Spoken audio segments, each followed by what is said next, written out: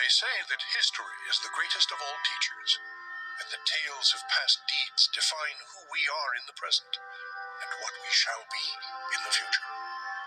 It is said that such tales shall, with each telling, illuminate us all with the light of truth. I shall tell you of such a tale. It is a tale quite familiar to me, for I have spent nearly a lifetime piecing it together and chronicling it here within this book. For years I have pondered its passages, studying every line, committing each word to memory. Perhaps now, in the telling of it, I shall at last find the answers I seek. Our story takes place in the northern region of Faerûn, known as Icewind Dale. It is a harsh, frozen land, cut off from the rest of the world by a wall of jagged peaks called the Spine of the World. For centuries, the icy plains of the Dale have been home to the barbarian peoples of the Uthgard and Regedmund. Huddled together in small, closely knit tribes, the barbarians lived simple lives, free, proud, and fiercely independent.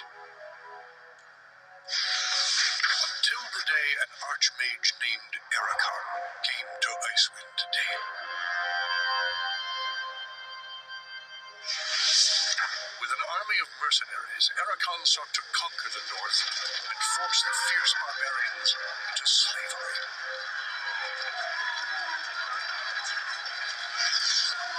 Long weeks of battle followed, and the scattered barbarian tribes suffered terrible losses. Defeat seemed inevitable. In their darkest hour, a barbarian shaman named Gerard came forth and demanded a council between all the remaining tribes of the north. A respected warrior, Gerard persuaded the council to put aside their differences and unite against Ericon. Strengthened by a new sense of purpose, the barbarians rallied behind their new leader. The combined might of the Northmen proved more than a match for Ericon, who had counted on the division of the tribes. Wave after wave of barbarian warriors tore into Ericon's hired army, forcing them on the defensive and ultimately into full retreat. As his army crumbled around him, Ericon had time for one last desperate act before his enemies descended upon him. Drawing upon his remaining power, the Archmage breached the planar boundaries, tearing open a portal to the lower planes. The foolish Archmage's cries of victory immediately turned to shrieks of terror as the hideous and twisted shapes of demonkind materialized from the portal and poured onto the battlefield.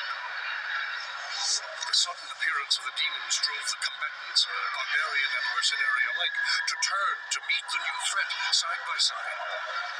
The remaining warriors bravely charged the portal to drive the hellspawn back and were slaughtered by the hundreds. As his people fell around him, the barbarian shaman, Gerard, looked up from the blood-drenched snow of the battlefield and caught sight of a lone figure high upon a ridge in the distance. Gerard immediately recognized this vision as an omen from his god, Tempus, and in that instant, he knew what had to be done.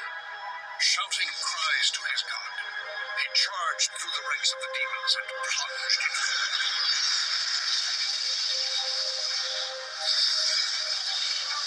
As Gerard's blood fused with the energies of the portal, an explosion of white light engulfed the battlefield.